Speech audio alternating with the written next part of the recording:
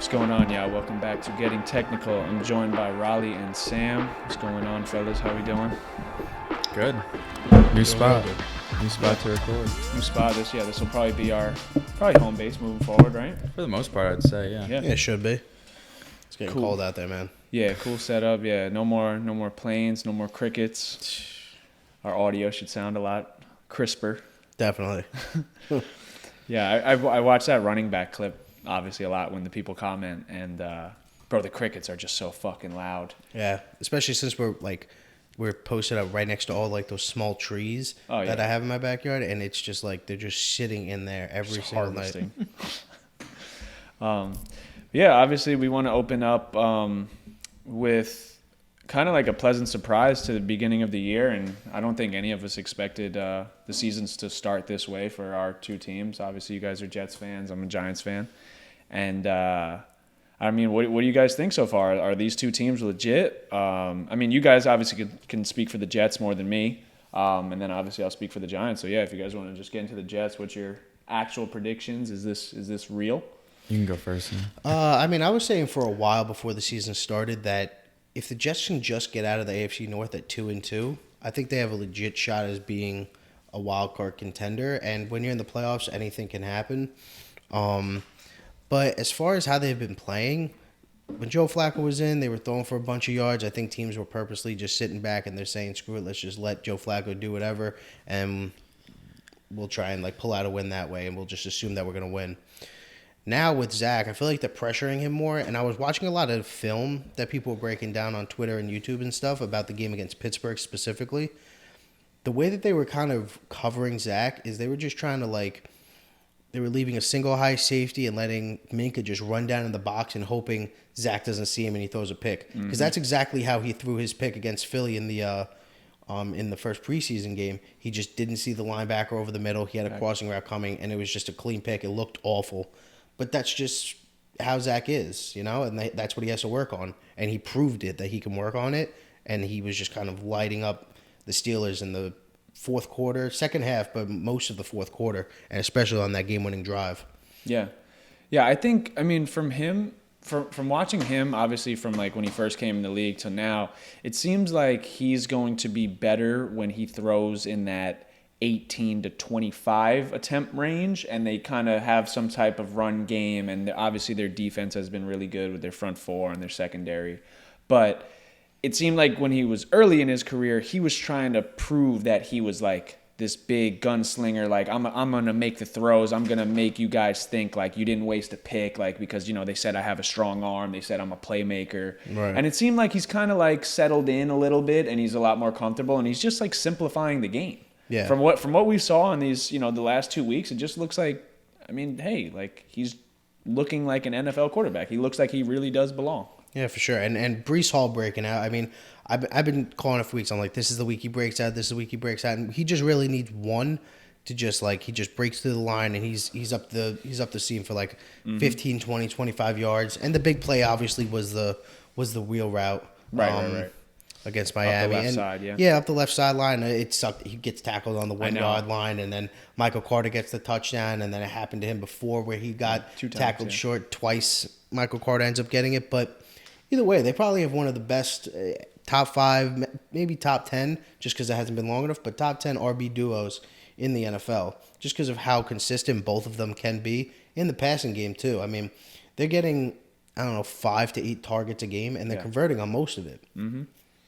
Yeah, I mean, I think it's like what you were saying earlier. It's like the run game is going to control everything for them this season. Their defense looks good. Sauce, I mean, he looks awesome.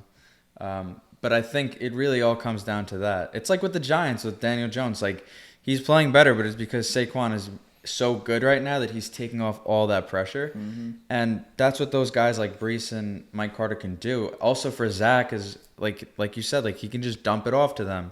And they're so good after the catch. So it's just like he's just surrounded by actual NFL players now. Yeah. And it's like even for the receivers, Corey Davis is a good NFL receiver. Elijah Moore is a good NFL receiver. Garrett Wilson's going to be a stud. Like Tyler Conklin's good. Like they just have pieces. He's just set up for success right now. Unlike in the past with guys like Darnold, even last year for Zach Wilson, like there was just no weapons. Like Right. Now it's night and day. Yeah, I Yeah. think his connection with Corey Davis, like you see that the most, especially on those deep posts, those deep dig routes that like we saw in the I think it was like second or third and long where he kind of threw it on the back shoulder for Corey Davis. He caught it. He avoided the hit from the linebacker, and he was able to pick up the first down. Facts. I think that's Zach Wilson's best throw that he can make at this point in time, because like you said, we saw on the pro day how he rolls out to his left and he's able to off balance kind of throw a 50-yard bomb onto the goal line, which is nice, but that happens 3 to 5 times a game maybe, where really he just needs to sit back in the pocket, let the route develop, hit your second read if you have to, and throw one in a strike. But going to the Giants, I think the biggest thing for them is that their offensive line is finally stepping up. Yeah. Andrew Thomas is looking like an all-pro. It took a little bit for Evan Neal.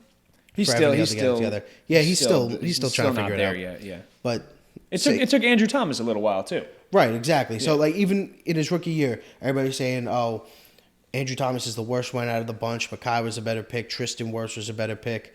I forgot the other lineman that was out that year, but Yeah, I don't know.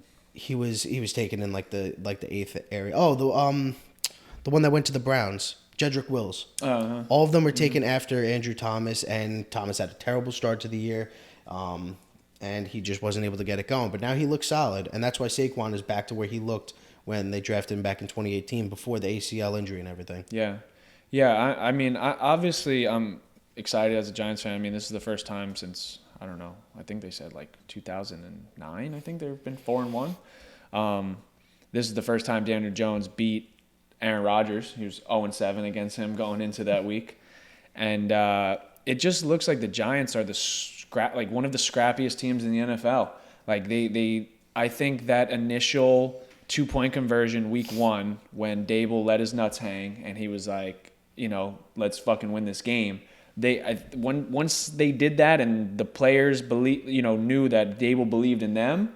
I mean, bro, it just seems like they'll run through a wall for that guy. And I just think the Giants, it could be one of those years. I don't know. There is a side of me that thinks, are the Giants the worst or the worst team in the NFL? You know what I'm saying? Like, Yeah. There is moments. But I mean, the difference maker has been, obviously Saquon is back 100%, and Daniel Jones has taken care of the ball. If you look from his numbers going from rookie year till now, I think he was up at like 1.6 turnovers per game, then down to 1.2. Then last year was last year was like 1.0, and then this year he's down to like 0.6, which is a career low for him.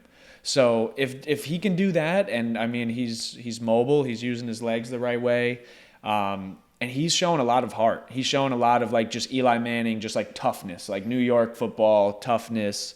And I mean, I think the Giants can shock a lot of people this year. I would not be surprised if the Giants fucking went down to the wire with Baltimore this week either. Yeah, for sure. And I think the hardest test for them is their first matchup against Philly. Oh yeah. I don't know what week that's going to be, but I think that's going to sometime be the in hardest January. matchup. Yeah. Yeah, December or January. I know they play like a lot of divisional games late with Washington and Philly, and then obviously they wrap it up with Dallas on the second game. But yeah, those are going to be the real tests. I mean, those are like the two teams that I'm like most worried about. Is just Dallas and Philly, just because they always play the Giants, their best. Yeah, we saw it on Monday night. Yeah. They're also just two of the best teams in the league right now. Yeah, no. I mean, think both Dallas's defense is insane. Yeah, the Eagles they're complete. Like they don't really have any weaknesses right now. The Eagles looked like the past couple weeks though, like that they wanted to lose. Like there was just like they should have been beat. They should not be 5-0 right now. I mean, Especially after the miss against the Cardinals. yeah, Missed field goal that the Cardinals had. That was rough, especially because Kyler Murray was going down the field. He slid before the first down marker, and then they had to clock it. So they didn't have any timeouts. It was third down, and then they clock it to fourth, and they have to kick it, and the guy misses it. the only thing is with that, like obviously us as fans, we're looking at a yellow line. He doesn't see a yellow line. Oh, for sure. on the Yeah, field. no, you can't blame everyone him was for like trashing him for that. It's like, come on. Like, I mean, what are you going to do? I mean, obviously he thought he was past the yard marker. He was off by 3 inches. Like, it Yeah. wasn't much. But and I'm not bashing for it or anything. But like how you said, like it looked like the Eagles wanted to lose a game, and like it's just they haven't been playing their best ball the last 2 weeks, and they lucked out with Kyler Murray not getting the not getting to the first down marker, and the kicker obviously not pulling through at the end. Yeah. And even starting against Jacksonville, down 14-zip to start the game, pick six, first drive of the game, stuff like that. Yeah, I mean, they're finding a way. But that's what I guess the good teams do, right? They Yeah. find a way even when you don't have it. And that was just another crazy weather game, like how we saw in week 1 for Niners, Bears. for Niners Bears. Like it was just unpredictable. Yeah. Yeah, so I mean, I'm hopeful for the Giants. I mean, I think Tony needs to come back soon. He's still hurt. Yeah. I mean, that Daniel Jones has no weapons really. I mean, I always loved Slayton. Yeah. I always loved Darius Slayton. I mean, he was good with Eli. He was good with Daniel Jones' rookie year. Daniel Jones had a decent rookie year. I mean, turned it over too much, but I mean, he was throwing it. And I think they need to use Slayton a lot more. I mean, he looked great last week. And obviously, with Saquon coming out of the backfield, they're running a lot of wildcat, putting Saquon at quarterback, doing a lot of fun stuff. They're looking like like the poor man's Chiefs, like Right. just like their play calling, and Dable's just kind of doing whatever he can to make it work. And I mean, it's working right now. So I'm excited. I think that obviously it looks like the NFC East is the best division in football right now, and I don't think anyone predicted that going into the year. Yeah, for sure. I mean, it was always the AFC West. Now, if you look at it, I mean, I think the AFC East and the NFC East have the two most, like, they have the highest win percentage. Yeah, they do. I really can't think of any other division just because of how poor the NFC South has been, how let down we've been by the AFC West. Even the NFC West, the Rams are shit. Yeah, but I think the fact of how well Seattle has been surprising everybody, especially Geno Smith, Facts. I think that kind of brings that division back up. A little bit, yeah. But the fact that they go out into a shootout every single week, I don't know how long Geno can keep it up. I hope Geno keeps it up. Like, I think he just had terrible luck when he was with the Jets. I mean, he was just in a terrible situation. But he looks like he's really putting in work. Tyler Lockett had a big week. yeah. DK Metcalf had like a 50-yard touchdown. Rashad Penny out for the year, your boy. Yeah, Kenneth Walker Kenneth had a Walker big touchdown time. run too. Yep. And Rashad Penny had such a good week the week right before. did. He was turning up. Yeah, He can't stay on the field, though. No? yeah, it sucks. Broken leg, though. What are you going to really do? It was about that? tibia, right? Yeah, I think so. Yeah. But Sucks. I just picked up what's his name, DJ Dallas in another league because Kenneth He's Walker not obviously bad, wasn't DJ available, Dallas. but just I think just because I was watching some stuff and they were just saying how Kenneth Walker's still a rookie. He's going to have some misassignments. He's going to have some bonehead plays. He's still young. And DJ Dallas is he's a vet. He's been there for a while. He knows the offense. And, bro, he's pretty good. Like, when he gets his hands on the ball, Yeah. like, he makes plays. He was Yeah. a good kick returner. And sometimes when they used him on third downs and stuff like that, I mean, he's pretty explosive out the backfield. So I picked him up in fantasy just to use a waiver pickup for the week. So, we wanted to, continue with some of our all-time lists. And this week we're going to do our cornerbacks. So just because there's a lot of cornerbacks that were talented and they kind of go back into the 70s and, guys like Mel Blount, and I was doing some research and stuff like that. And it's like we never saw these guys play. So obviously a 10 list is tough. So we cut it down to 5. So we'll give our top 5 corners of all time. When do you guys want to start? Yeah, I'll start it off. I got Revis at 1, Dion at 2, Rod Woodson at 3, and like you said, I got Mel Blount at 4, and at 5 I put Champ. Just outside of it, I guess honorable mention would be Charles Woodson and Ty Law. But I think I had to show love to Mel Blount just because he basically changed the game, just because of how physical he was when he was playing, and they had to change what was the yardage that you can actually be physical with the receiver before you had to let him go.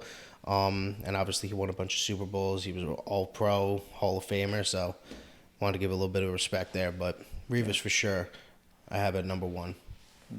Word. My list is pretty similar. So my top 5 cornerbacks of all time, I have Mel Blount at 5, Champ Bailey at 4, Rod Woodson 3, Deion Sanders 2, and then I have Darrelle Revis at 1. So pretty similar to Sam's. Almost exact, but Yeah, just the Mel Blount, Champ Bailey switch. Mine's a little different just because of I just remember watching this guy. He was, one of the guys that was in our prime of watching football as we were coming up, and I don't think he gets the respect he deserves as a cornerback and how talented he actually was. So my top 5 cornerbacks of all time. At 5, I have Asante Samuel. Number 4, I have Charles Woodson. Number 3, I have Champ Bailey. Number 2, I have Darrelle Revis. And then number 1, I have Deion Sanders. Asante Samuel was the guy I was talking about. Yeah, for sure. I've watched him on a lot of podcasts and just listening to how he breaks down football and his mind. And he was talking about the time when he was on the Eagles. And I'm sure you guys remember when they signed Nnamdi Asomugha. And he was like, yo, he is ass.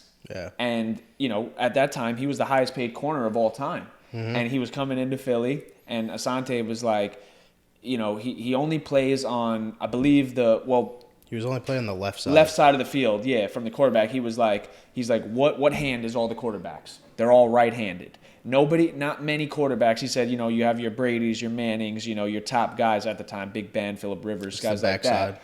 Those guys make those throws. For the, 75, 80% of the rest of the quarterbacks, those guys, that's tough throws. Nobody was throwing his way. Right. And he didn't move. He only played in that spot. So Asante Samuel, he was like, I mean, he's cool, but I didn't really respect him as a corner. I knew he wasn't like me. Right. And he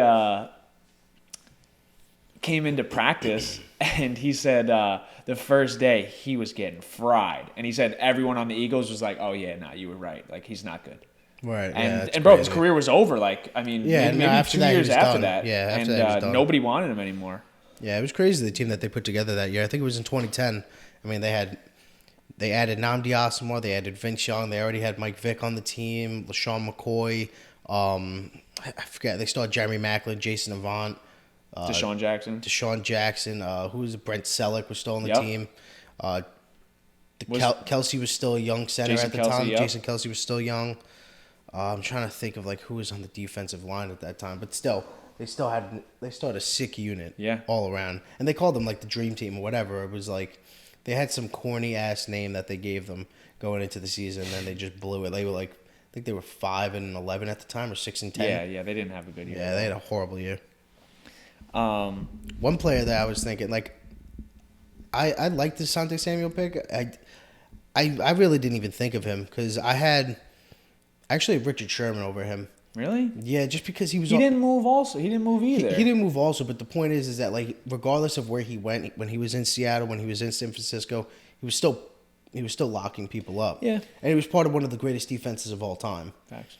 So I think that just for that factor, I just had to put him up there. And I actually thought of Jalen Ramsey, but he just hasn't played long enough.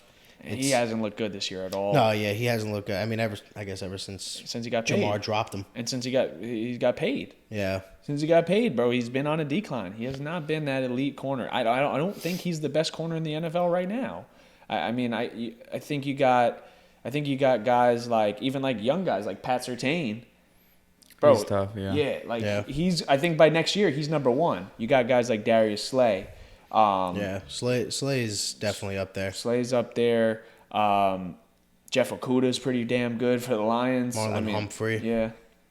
I don't know. I think Diggs is a little overrated. He is overrated. I mean, he's a great ball hawk, but he's not a lockdown corner. Yeah. You know who's been putting up a lot of good numbers ever since his injury? J.C. Horn.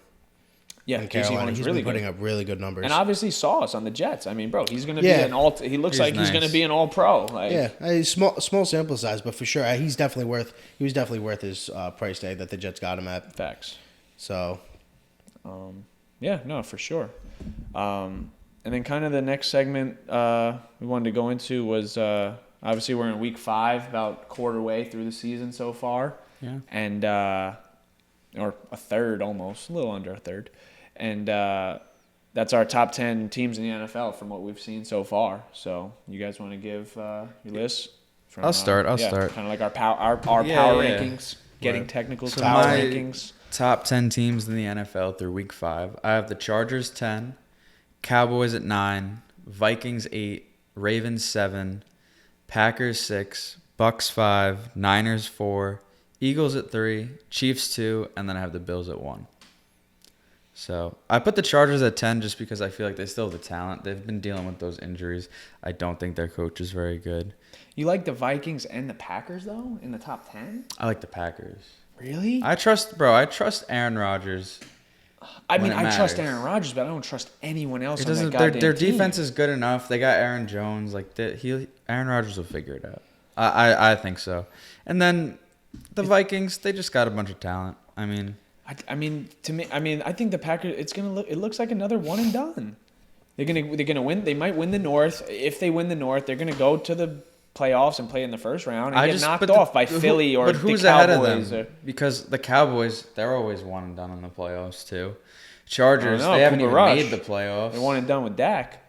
Cooper Rush. They're man. gonna put Dak. Yeah, though. Cooper has been getting But it's like carried. I think that there's really. It seems like there's really 5 teams that like have a legit chance, in my opinion. Nah, for sure. I just. And I don't even the Eagles at 3, but I don't know if I'd trust them in the playoffs. I don't think I do either. But it seems like it's really Bills, Chiefs, Niners, Bucks, who like I'd really think has a chance. Bucks even look scary. Yeah, but I just feel like they'll figure it out like once. I think they have a better chance of figuring it out than the Packers just because you got Mike Evans, you got Godwin, you got Fournette, you got Julio, you got who else did they? Russell Gage, and then obviously you have Brady. The defense is elite. Their corners are pretty damn good too. But that's also who we forgot for the corners. Jair Alexander. He is one of the best. He definitely is. Yeah. But yeah, I mean, it should be close. But I mean, if the Packers don't figure it out soon, I mean, they might finish 9-8. We'll see. Christian Watson's still hurt. Their second round draft pick. He doesn't throw him the damn ball. Once He really dropped just that force first feeds pass, Yeah, he that's just- what I'm saying. Like, he's he never really going to throw he him never the really ball gave again. him a chance. He But he gave said he was Dubes having a chance, fun. but Yeah, yeah.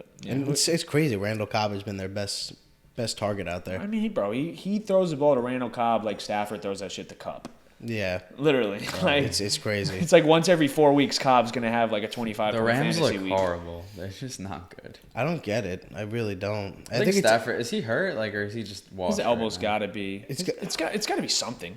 I mean, he won the chip, so he did all he needed to do, like in LA, but But I don't think it's that. Like not looking good. I think it's their run game. The way McVay wants to run his offense, that he wants his own running scheme.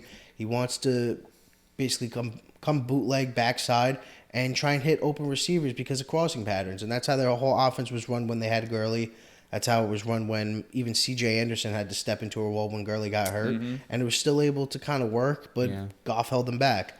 I think it's just tough when you got Darrell Henderson and Cam Akers, where you want to give one touches, but you really want to ride the hot hand, but the hot hand isn't working.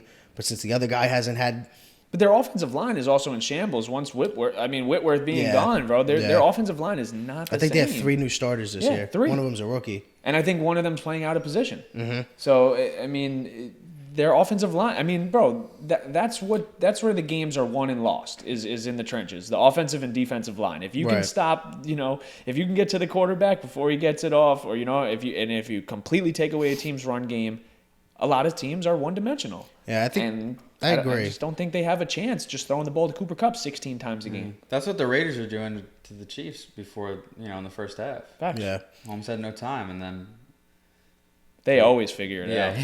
they figured it out, and I mean, he's crazy. unstoppable. Who's your top 10? Top 10, I put the Jets at 10.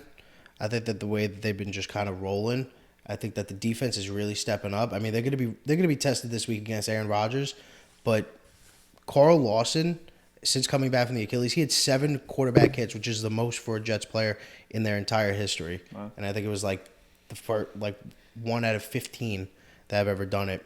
But I got the Jets at 10, Giants at 9, Chargers 8, Packers 7, Vikings 6, Cowboys 5, Ravens 4, Chiefs 3, Bills 2, Eagles 1. Yeah. I think it's just tough to keep the Bucks in there. Like, I wanted to put them there. I did have them there over the Jets at first, but then I just switched it just because they almost lost to the Falcons last week.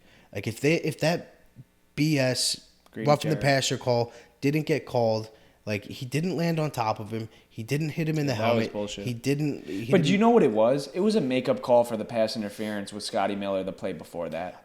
That's literally what it was, and you can't do that as a ref. If you missed a call, you missed a call. But to make it up in that fashion was pretty fucking poor. It's just a disgrace to the NFL. Yeah. At that spot, it's just awful. And the fact that they were in that close of a game with that bad of a team. I agree. And you Do really you think the Falcons are that bad though? I don't think they're that I don't bad, bro. think they're that bad, but you talented. shouldn't be in a one-score game with the Atlanta Falcons. No, you shouldn't. That's my point. Like, Yeah. it's just they should have. If they were up 28-14, and then it happened, and then you're like, all right, whatever. Like, it doesn't really matter. The game's out of reach anyways. There's only 3 minutes left on the clock. Mm-hmm. Then whatever. It's not a big deal. But the fact that they called it in that spot, and the fact that they were in that spot to begin with, made it as bad as it could be. Yeah, I agree. But also on top of that, I just think I think Brady's washed. I think he's getting carried by the defense. I think he's getting carried by Fournette also. He's making some pretty good throws to Mike Evans, but other than that, he's not spreading the ball out like he used to. I think he's kind of focused on trying to get through this season, to be honest with you. Yeah. It seems like a lot of the off the field stuff is fucking really taking a toll on him. Which, I mean, I get. Yeah. I mean, obviously we haven't experienced that, but I mean, you could only imagine, I guess, what the guy's going through, and especially with the coming out of retirement, he made the right decision, I guess, for his family, and then he decided to double back on that, and I don't know, maybe it's coming back to bite him now, but whatever. I mean, hey, come playoff time, I mean, I'm sure that guy will be fucking ready to go. Yeah, I mean, if they're there, Bro, they're gonna win the South. we'll see what happens when Jameis comes back. Come on. We'll see what happens when Jameis comes back. That team sucks. Yeah. My top 10 teams in the NFL right now. Chargers at 10, Giants at 9, the Bengals at 8, Bucks at 7, Cowboys 6, 49ers at 5, Ravens at 4, Eagles at 3, Bills 2, and Chiefs at number 1. I just think I think the Chiefs are just they just have it figured out, bro. I think it's going to come down to the AF. I mean, I know I had the Bills as a Super Bowl, pick. But I think it's going to come down to the AFC Championship again with Chiefs Bills, and I think the Chiefs are going to beat them again. Yeah. Bro, Mahomes It comes is down just to the Bills special. defense if they can get enough pressure with Vaughn and all those guys. Yeah, but the biggest problem now is that Micah Hyde is on season-ending IR, and if they're not able to guard the deep part of the field, I mean, it's going to be tough. Yeah, because you got to pick your poison, especially with Valdez-Scantling, McCole Hardman. You got to pick your poison with either having a safety go with them, and then that leaves the middle of the field wide open, and that's where Kelsey fucking has a field day. Even McCole Hardman. 4 touchdowns was crazy for 25 yards. That is Yeah. that has to be the craziest stat line I've ever seen. Yeah, I wonder what the odds. I lost the league for that. I was up 10 points, and I had Waller, and I was actually playing my fiance. We were in a league with her friends. She's like, "Oh, like you're gonna win. Like, this is bullshit. Like, I can't believe she was 5-0. I drafted her whole team. She was 5-0, and she's like, "Oh, this is bullshit. Like, I'm gonna lose." And then Travis Kelce goes out and scores 4 touchdowns. It was disgusting. We have like 34, right? 34 fantasy points. Something like Oh, that. something like that. I mean, it depends on how. Yeah, how many catches did he have? 7 7 or 8. 6. I think 8 for 25. Did he? and 4 Let me TDs. check. 8 for 25. So what's that? I mean, PPR, you're looking at 2.5, 10.5 plus 24. Yeah, 34.5. I Yeah, think that's what he it's finished disgusting. with. Yeah. He had 33.5. Okay. in full So time. He 7 had catches. 7 catches. 7 catches, yeah. 8 targets, 25 yards. 8 targets, that's what it was. So we'll The biggest thing that I was going to say about your list, though, I'm surprised you have the 49ers in the top 10.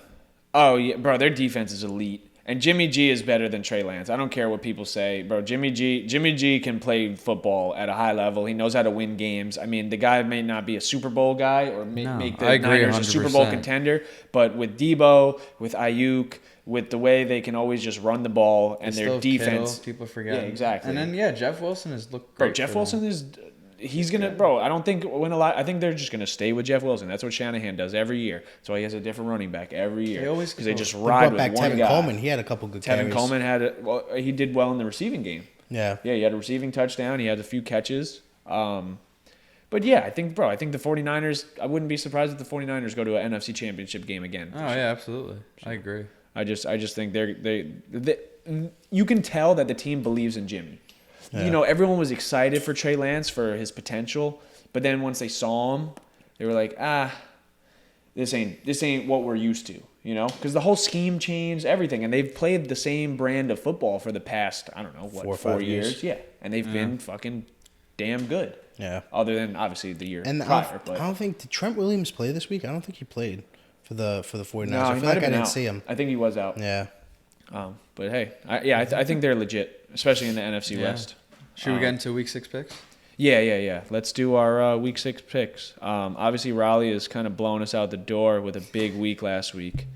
I didn't one, even realize I did that well. Yeah, you went 11. Because a few games. How many games are there? 16, right? With the Chiefs win, I think you went 12-4. Because we all got a win for that Chiefs one. Right. I have it right here. So to keep everyone updated, whoever's been rocking with us. For the year, I'm 30-33-1. Sam is 33-30-1. And Raleigh's 39-24-1. So he's got 6 games. 6-game lead right now On you, on me. 9 on me. Yeah. So if you guys bet with Raleigh, you're probably up right now. Money line. Money line. The funny thing is, I'm an absolutely horrible gambler. Oh, Although yeah? I did win a Yankees I parlay. saw that Yankee yesterday. parlay. I should have rocked with I was you. money in the bank. Garrett Cole, 7+ strikeouts. Yankees money line, and then Yankees over 2.5 runs. I saw one guy had Garrett Cole strikeouts, Yankees money line, and Rizzo to hit a home run. He won like 17 grand. Wow. I saw this one crazy one. This guy did I think he did like a 5 touchdown score on Sunday. And he hit that? Bro, That's crazy. It was like $2. It was like, or he did 6 touchdowns. I think it was a $2 bet for like $10,000 or some shit like that. $2 to 10K on like 6 touchdown scores. And like 2 of them, I think like he might have had like Tevin Coleman or someone in there. Bro, he had no. That's what it was. It was the week all the dudes scored 2 touchdowns. He did Derrick Henry 2 touchdowns. He did was that last week or the week before that? before, The yeah. week before that. It was like 5 guys to all score 2 touchdowns. And he hit $2 bet for like 10K. That's I'm like, insane. holy shit. That's crazy. But all right, let's jump to our week 6 picks. All right, tomorrow night, Commanders Bears. Washington. I think Gibson has a pretty big game against this Chicago. That's going to be a horrible game, but I'm going to go Commanders. I'm gonna go with the Bears. Ravens Giants. It's gonna be a good game. I'll take the Ravens. I'm going to go Ravens. I bet against the Giants last week. I'm not doing it this week. Give me the Giants. Jaguars Colts. It depends if Jonathan Taylor plays. If Jonathan Taylor plays against that defense, I think that they can pull it out. But I don't know what the injury report would look like. So, no, I'm still going to go Colts. I think the Jags blew it. They had their opportunity. I think they kind of I'm going to go phony. Jags. I'll go Jaguars. Jags. Yeah. I'm gonna go with the Colts. Patriots Browns. Browns. Browns. Browns. Bengals Saints. Bengals. Bengals. Bengals. Bucks Steelers. Bucks. Bucks. Bucks. Niners Falcons. Niners. Niners. Niners. Jets Packers. Jets. Jets. Packers. Vikings Dolphins. Vikings. Vikings. Vikings. Panthers Rams. Rams. Rams. Rams. Cardinals Seahawks. That's another good game. I'll take. See, that's another one. Like, I want James Conner to play. If he plays, like, I feel like the Cardinals can easily win this. But I'll still take the Cardinals regardless. You know, Benjamin's look good too. I think it's going to be a close game, but I think Cardinals pull it out. Yeah. Yeah, give me the Cardinals. Bills Chiefs. I can't believe that that's not Sunday Night Football. That's crazy to me. I screwed up. I'll take. I thought that was on Sunday night. Nah, Sunday night they got Eagles, Cowboys, which is another good game. Good game. But I'll take the Bills in that game. I'll go Bills. Give me the Chiefs. Cowboys Eagles. Eagles. Cowboys. Eagles. Monday Night Football. The most boring team in the NFL. Broncos versus the Chargers. Chargers. Chargers. Let's ride. Chargers. Broncos they're just the worst. Bro, they are the most boring team to watch. Like I don't when I saw the Niners Broncos, I did not even turn on the game for 1 second, and it was 11-10. I was like, I don't want to watch. I didn't watch 1 that second game of either. this And game. someone said they're like, this is the worst game I've ever watched to me. The other game was goddamn Russell Wilson awful a phony? too. The Colts Broncos. Yeah. I think he's just Horrible. washed. You think he's washed? I think Nathaniel Hackett's an That idiot. contract is got to be the worst thing I've ever seen. But like Oh, the yeah.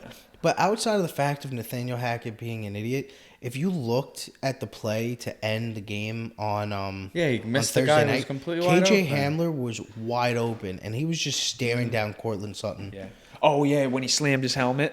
Dude, but the fact he wasn't even open when he was in the back of the end zone, off the snap, they ran a pick route with Jerry Jeudy. No, I saw that. 2 steps he was already he was already open. So the camera angle that where he looked wide open, Russ, that would have had to been his first look, right? So obviously, But that's my point. That should be his first look. Yeah, but because Cortland Sutherland is running the same route on the other side. So obviously your number one is your first look, and it's one step drop, and he looked. Then when he progressed to Hamler, it was too late because whoever was in the slot, his guy was right there. The camera angle doesn't really show it, but then when they showed another angle when he was having like the tantrum, it wouldn't have been there. They would have the defenders would have almost collided into KJ Hamler with that route because they ran like a drag route, a slant, and then Sutton obviously ran like a slant underneath Hamler's slant because he kept running.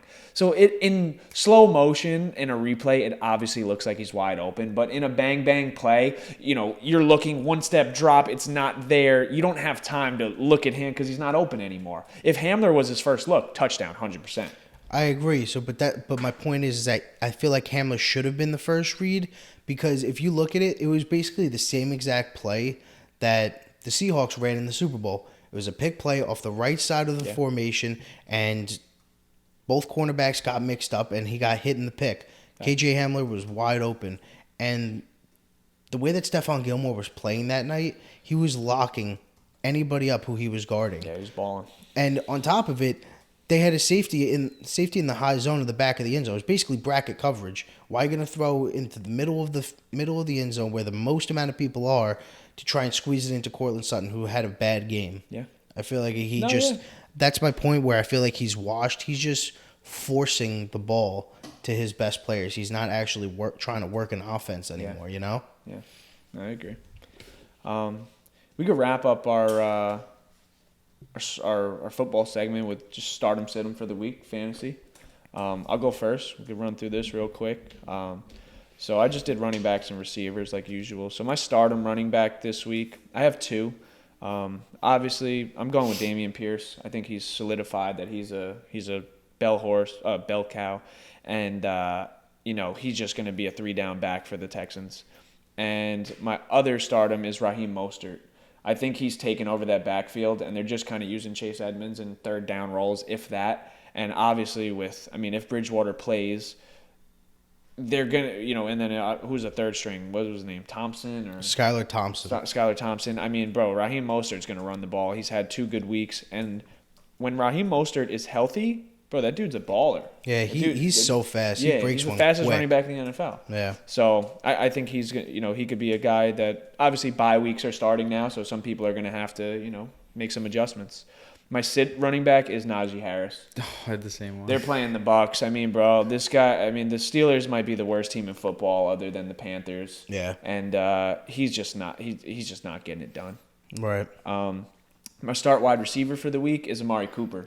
They're going up against New England, whose secondary is not great. And I think Amari Cooper could have a big week. The Browns score a lot of points, and I think he's due for a big week. And then my sit-em is actually Mike Williams, just because I think whoever Pat Surtain has guarded this year, he's locked him up. And I don't know if Keenan Allen is playing. So he's questionable. limited in practice, questionable right now. So he's questionable. So I'm assuming he doesn't play this week. And if he does, I'm sure he's going to be on a snap count. So majority of Pat Surtain's matchup is probably going to be against Mike Williams. So I think Mike Williams has a down week. So if Mike Williams is your flex and you have a different, option, I would probably lean towards someone else if you have a viable option. So that's who I got. Yeah. For starts, I got Antonio Gibson on Thursday night. I mentioned it before. The Bears give up the second most rushing yards per game in the NFL. I think he's kind of due for a breakout. I think, especially, did you see Ron Rivera's comments in the I post did see game? that. Carson Wentz? Yeah, he's like, you need a quarterback to win the game. I think that, if anything, that carries over to the fact in this game, he's just going to say, look, we don't need the quarterback. I'm going to stick to my word. We're just going to run the football down your throat, and we're going to try and win this game, especially against a team in the Bears who don't throw the football much anyway. So it's not like you're going to be in a shootout to begin with. Facts. The next one, I had Brandon Ayuk as a flex option.